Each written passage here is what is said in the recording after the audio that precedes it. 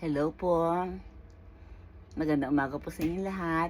Pakikita ko lang po sa inyo yung nabili kong gitara na nakaraan last time po, sa nung November 3. Mura lang po, ayan o. Second hand lang po yan. Kasi po, gusto ko pong matutong maggitara. Ngayon, nagpapaturo po ako sa asawa ko kasi siya, bando po siya. Tumutugtog po siya. Ngayon, sabi niya, pag-aralan ko daw munang patunugin yung dalawa-dalawang chord.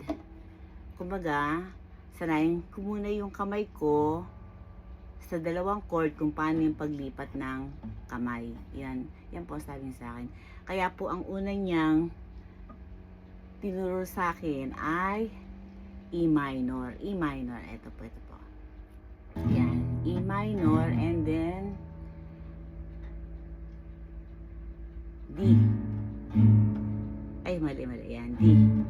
E minor. D. E minor. D.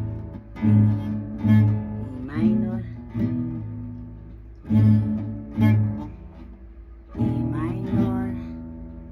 D. E minor. D. E minor. D.